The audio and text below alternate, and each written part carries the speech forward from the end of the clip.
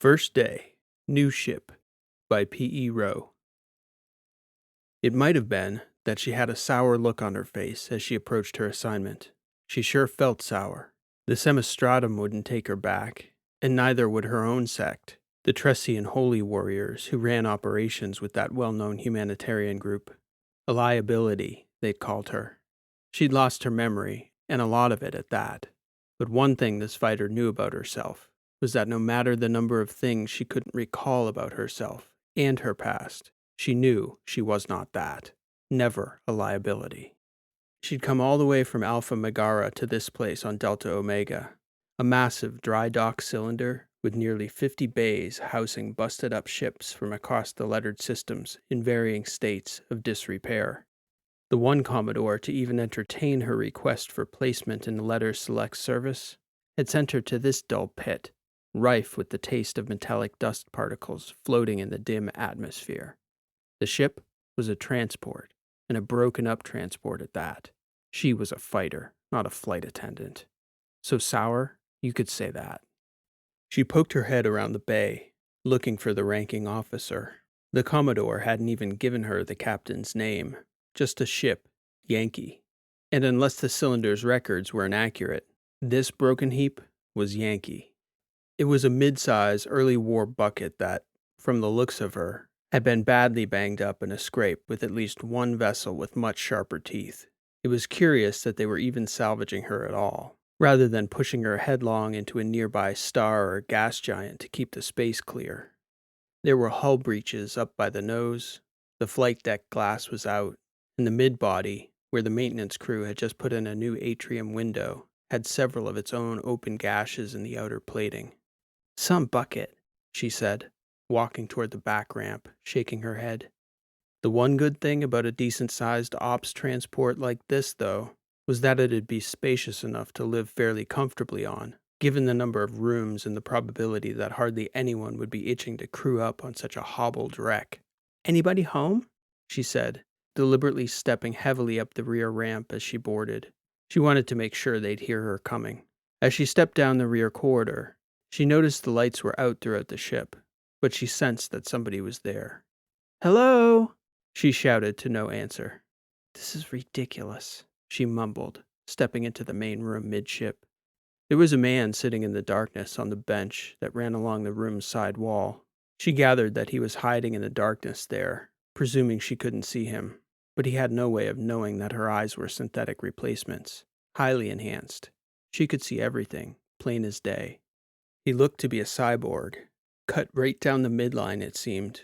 His face was half metal, like they'd done serious repair work to the skeletal framework of his blown-out half, and then simply failed to complete the cosmetic work on the outside. "I see you there," she said, presuming he could see her too with his tech eye, but even though it was open, it wasn't processing her. His living eye popped open. "Huh? What? Who's there?" the cyborg said. "Can't you see me?" "Negative. I must have dozed off. Lights?" The lights didn't come on. "Come on," he said, banging on the framework of the ship. "Nothing works around here." With the third thump he gave to the framework, the lights came on. "Oh, hey, there you are," he said, getting up from the bench. "I'm Soch." "Lita," she said, shaking the cyborg's living hand. "Are you the captain?" "Negative. That'd be Birch. He'll be back later tonight. Something I can do for you?" She shook her head and looked around the room. It was utter chaos. Tools everywhere, scraps of metal, shards of glasswork that had come off the atrium window's framework in the replacement process. "Tight ship," Lita said. "Whose idea was it to salvage this mess?" "Birch and I should talk," the cyborg joked. "We're in about the same shape. I suppose that's why the Commodore decided to put us together. You still haven't told me what I could do for you, Lita." "I was assigned here." "You were?" She shook her head. "I guess, if I want to be." "What's your issue?" Soch said. "You look just fine. A fighter by the looks of you. Maybe tech ops?" "Lunar specialist." "A fellow rockhopper. What command?" "Currently, unaffiliated. And my issue is that I can't remember. Otherwise I'd be with the real unit." "You lost your memory?" the cyborg said. "Head knock?" "You could say that." She started to walk around the atrium, circling the table, looking at the ship's structural makeup, especially the new framing around the atrium window. So you don't retain information well? Like training details and mission intel? Or is it deeper? Not trying to pry, just trying to figure out why they sent you down here with me and Birch. You look like you could handle yourself fine. I know my name and that I'm a fighter, a drone suit pilot and an operator. Lunar ops. I get vague flashes of memory. I'm pretty sure I was with the Semistratum or the Letters, but nobody has a record of me. How is that possible? I got nuked, is the short answer, she said, turning to look at Soj. All this? She said, gesturing to her face and body. All of it was put back on me. I got burned to a crisp. My eyeballs cooked out of their sockets. I suppose about the same thing happened to my brain with the radiation. The Letters won't take me because they can't verify my identity. The Semistratum won't take me because I'm damaged goods. So the LSS sent me here. Commodore Hearn's command was the only one who even granted me an interview. I'm here because I have nowhere else to go, except back to the temple to teach martial arts. But I don't want to be a teacher, I'm a soldier. Oh, Soch said. Do you want to sit? Maybe I could explain the premise here, because I'm not sure how much action we're slated to see. If Birch has his way about it, it won't be much. Then what am I doing here? It's a good question. Can't say I haven't asked it myself quite a few times. He gestured toward the table. How long have you been here? Lita said, sitting reluctantly. You seem to know this Captain Birch pretty well. Good enough, Soch said. I met him in rehab. Him too? Soch shrugged. That's the kind of outfit I think we are. Busted ship, busted crew, busted captain. She shook her head, scoffing. What an insult. Some kind of LSS joke? He didn't respond, but she could tell just by the way he dropped eye contact that the comment had stung. No offense, she said. I'm still capable. And I'm not? No. I mean, I don't know what I mean. It's just... Frustration. Yeah, I feel you. At least you got put back together properly. Not properly enough, I guess. But there's plenty of things can't be undone. That's a fact. Anyway, there's worse things than getting stuck here. If you want to be on a crew, it's Birch's crew for sure. Why's that? So shrugged. He's a steady guy. Decent. Looked out for people worse off than him in rehab, even though he was hard up himself. Everybody likes Birch. That's how I ended up here. Well, I won't be staying, she said. I'll find a better way to be useful. I'm curious, though, before you go, Lita. Just how much do you remember? You said flashes, but can you function? What do you mean, function? Like if I asked you to describe an operation, a lunar drop, for instance, would you know what to do? She didn't answer him, but looked visibly angry. She shook her head at him dismissively. So? I'd be fine. Drop helix? Counter formation? Tripoint? Those terms mean anything to you? She didn't react. So you're a walking, talking, moon-hopping instinct with absolutely no awareness of how you know what you know. Or at least you think you are. She got up from the seat. I'm going to go. It was nice meeting you. I'm sorry, I've already forgotten your name. Okay. Bye, Lita, he said, smiling a half smile.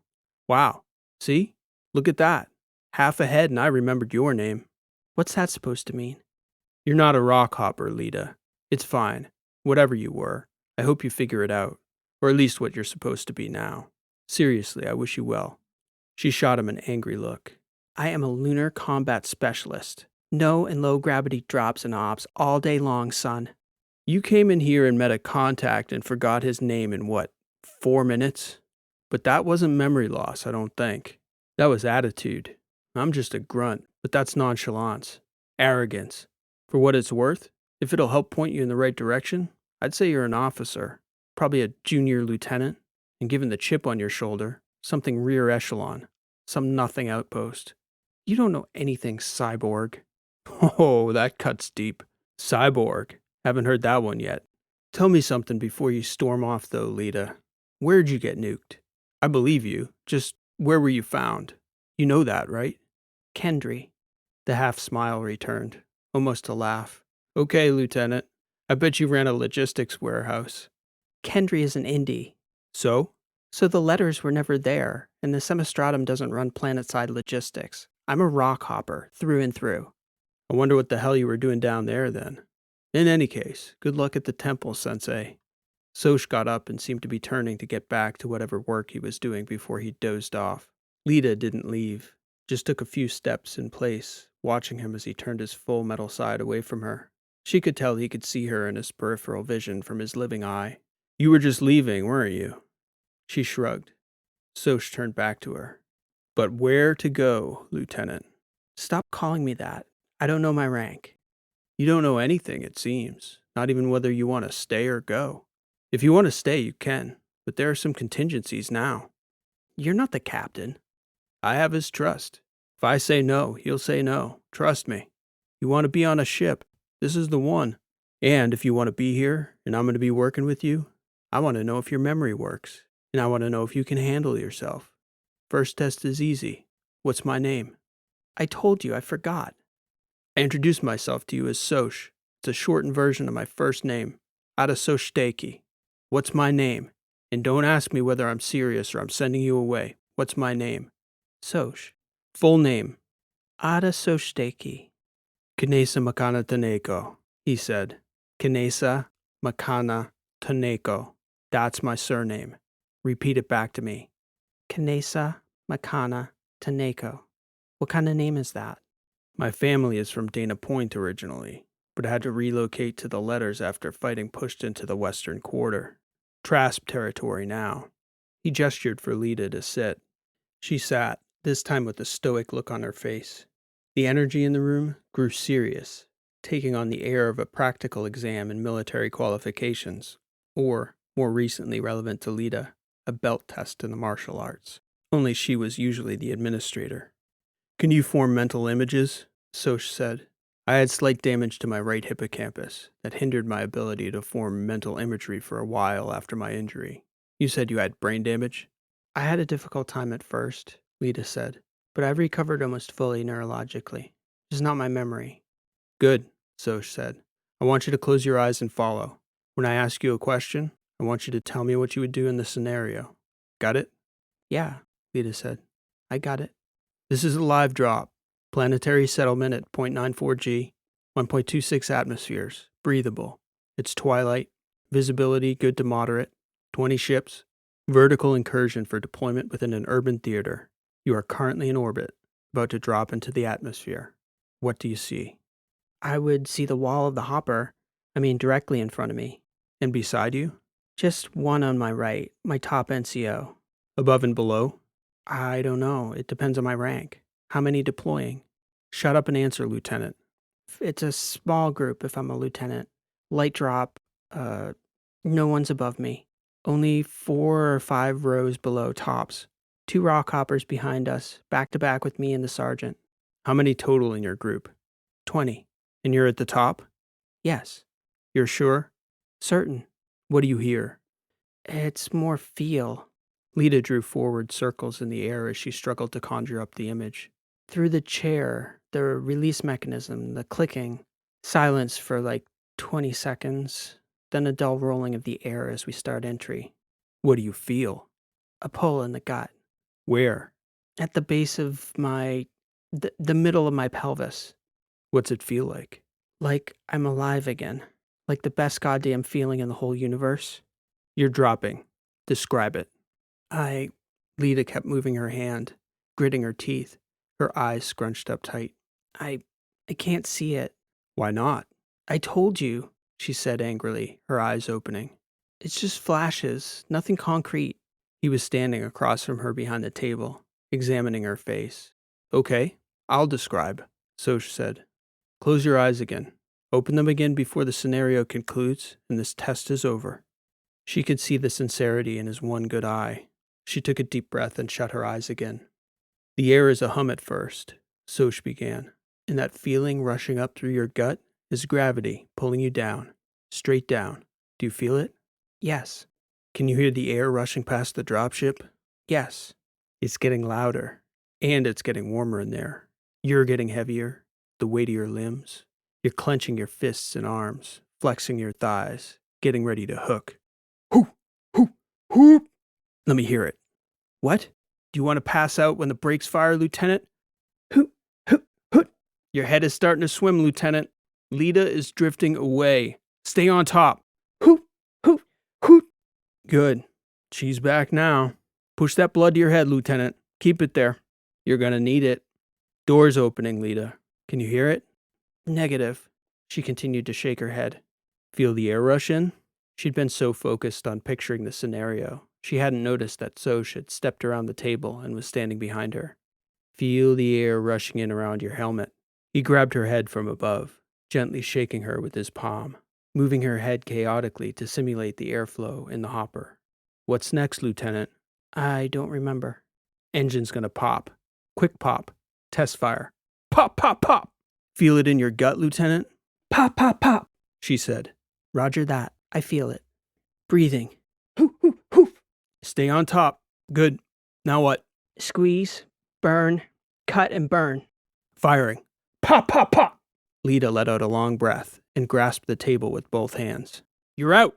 Soch shouted, pacing behind her now. What do you hear? I'm out. Breathing. Just the wind. Where's your frame? I don't know. Gone. Gone how? I don't know. Like the ship. Gone up. The frame is a hard shoot, Lieutenant. How could you forget that?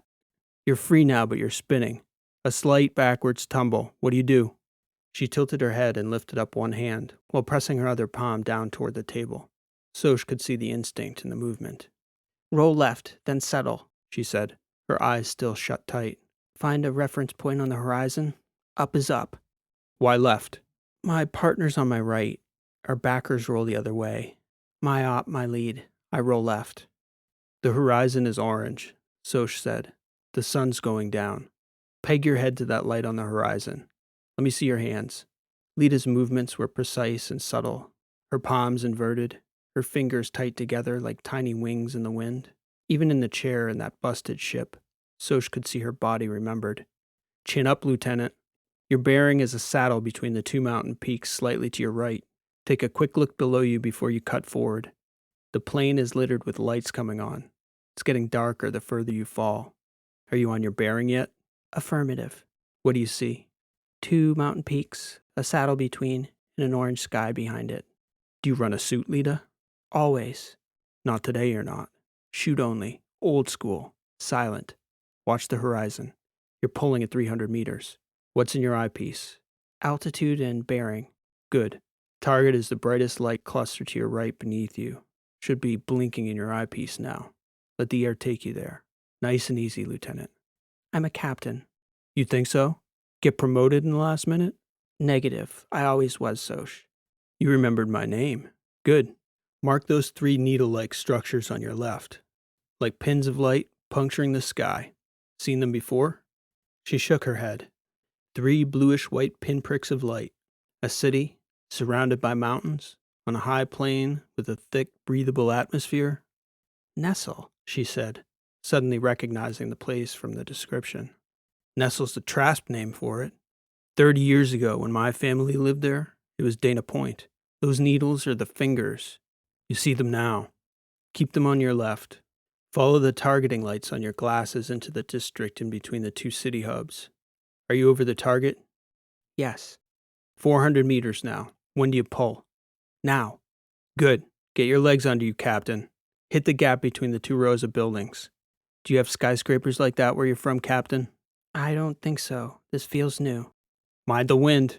Those drafts will pull you down or slap you into the side of a building in a heartbeat. Don't want to drop from here without your drone suit. That's certain.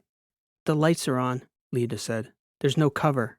You're going to touch down and get that gear off fast. What's your next move after that? Regroup?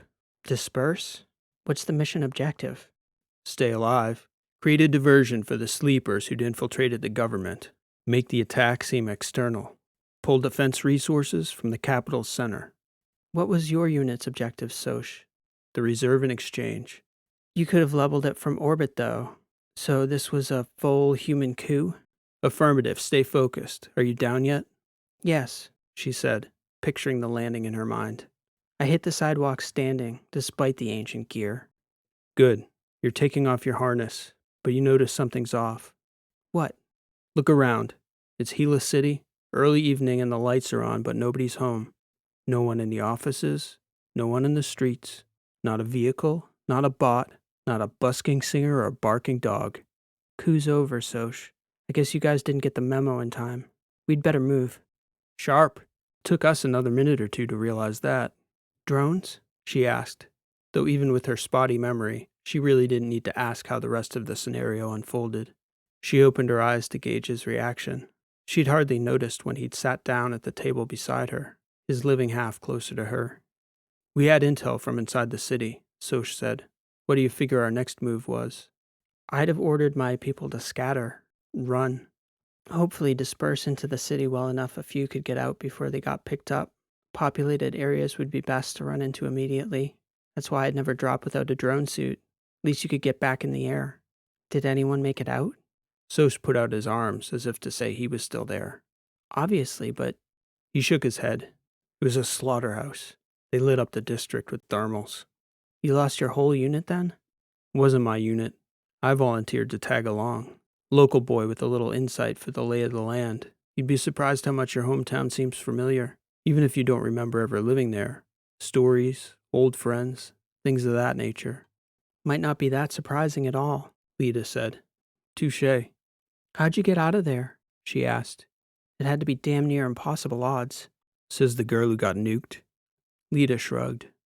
I made for a residential district nearby, thinking they'd be less likely to drop thermals on a neighborhood with families in it. That wasn't the case, as it turned out. Carbiesville was the area, and it was full of Indies, full of my people. I got burned by maybe 3 or 4 thermal rounds after the drone picked me up and locked onto me, and it was just my instinct to turn to one side so my whole body didn't get cooked. I woke up in the basement of an old family doctor's residence. Turned out he remembered my family, because my father was an alderman. Hard to forget a name like yours. Hard to remember it, Soch said. Anyway, it was just dumb luck they pulled me from the street and hid me. Managed to keep me alive long enough to smuggle me back out in a freight carrier. LSS did the rest of the repair work at the body bay. The body bay? Lita asked. Kendry, you said, right? Soch asked. That's where you got injured. And they didn't take you to the body bay? Lita shook her head. It's the top level of care in the LSS medical system. Massive complex on Alpha Richard. You must have known about it before. Just out of curiosity, who fixed you up, Lita?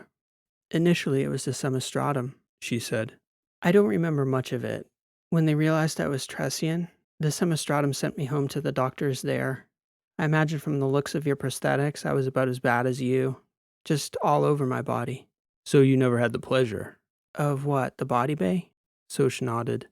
Negative. I had my own pleasures, and plenty of them. That's where you met Captain Birch?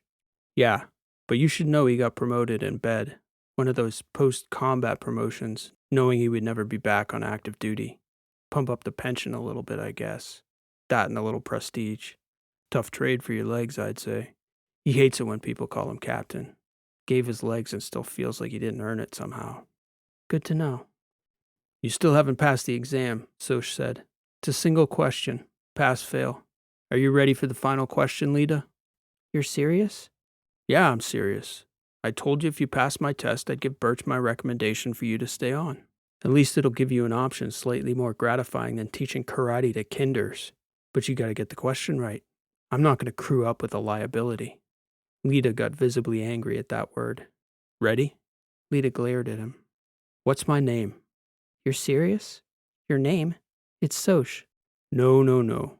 My full name. First and last. All 92 syllables of it?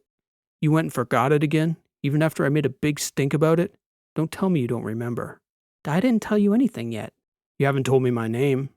Lita shook her head. She was about to let out a string of curses when the lights went out in the atrium again. What the hell? Soch said. I'd swear this stinking ship likes to mess with me if I didn't know any better. Lights? Ship? He got up from the table to activate the motion detectors in the atrium, but the lights didn't come back on. Then Lita noticed the strangest thing. In ultraviolet, an arrow appeared on the bulkhead wall opposite her, calling her eyes to it. And apparently, Soch's mechanical eye couldn't pick up that wavelength, because it was glaring in the darkness to her synthetic eyes. Soch pounded on the bulkhead 3 times, and the lights came back on. But now, instead of the arrow, projected in a bright purple script only her synthetic eyes could read, was Soch's full name. Every last syllable, in violet, plain as day. Ata Sochteki Kinesa Makano Taneko. Well, Soch said, as he sat again, time's up.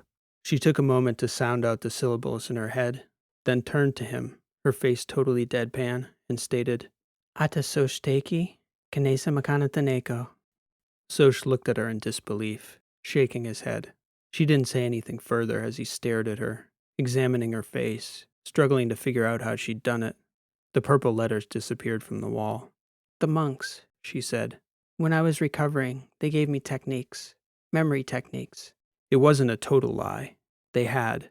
Lita just hadn't been very good at those mnemonics, correlating numbers and syllables with images, building stories and mental maps.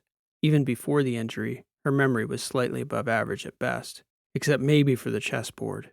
Now it was crap. Soch was still stroking the living half of his chin when he said, I guess you pass, Lita. Damned if I believe it, but you pass. So now you get to choose between this place and kitty karate. I train Tressian holy warriors, Lita said, not kinders. Okay, he said, but you're still sitting here, and you cared enough to pass my test, so at least some part of you wants to stick around. Maybe I do, or maybe I don't, she said. Why should I want to stay? Look at this place, this ship. The captain, you say, wants no part of any action. So you're going to shuttle VIPs around the letters, maybe? Lita looked around the atrium again. Maybe not even that. Who'd put a dignitary in this bucket? Nobody smart, Soch agreed. We'll probably end up shuttling generators and munitions from port to port when shipments get shorted or mislogged. I didn't survive a nuclear blast to live a fruitless life like that. Soch said, shaking his head. That's one perspective. What's the other? You act like there's some good reason for me to be here. I told you the captain didn't want to get into any scrapes after what we've been through. That's true, Soch said. I also told you he's a good man. The way I see it, we'll go out for a while. I give it 5, 8 weeks tops. And then we'll see something in this messed up galaxy that don't sit right with him. Then it'll be a choice between keeping our hands clean or getting back into the fray. I know what Birch will do. 8 weeks? Not a day longer. Most people have a sense of what's comfortable. They'll just do whatever that is to get by. Then there's people that see something wrong and just can't let it sit until it's righted. You want to be here, Lita, because you give people like Birch and me a ship, and you if you want to join us too.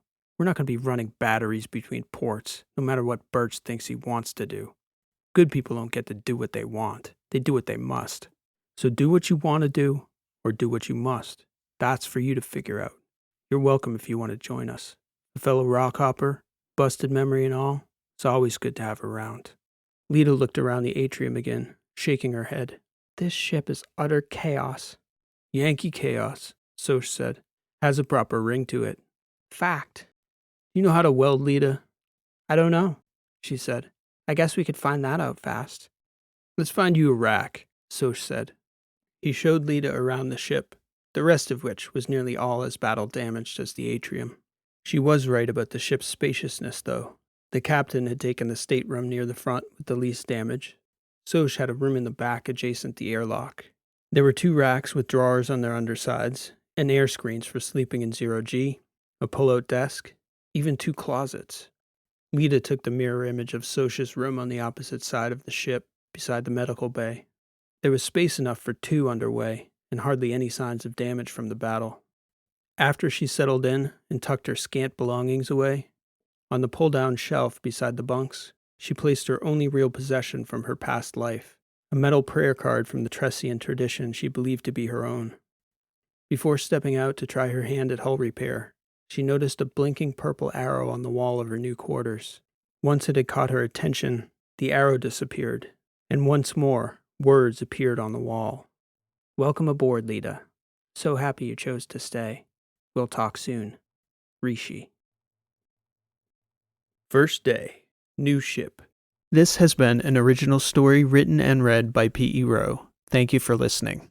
For the sci-fi writers out there, I've started a series of fiction craft talks to run alongside this series called Rowe Writes, based on my previous lecture series, The Mechanics of Fiction Writing, which focuses on honing the art of fiction writing using all the best information from the fields of narratology, cognitive science, linguistics, as well as traditions and craft. If you're interested, that channel is linked here, and the first episode is already out, based on my story, The First Man. So for the writers out there, I hope to see you there soon. That and more exciting things will be happening on this channel every Thursday morning, throughout the week on Twitter, and always on my website, rowlit.com. Thank you so much for listening. This has been P.E. Row, and I hope to see you next time.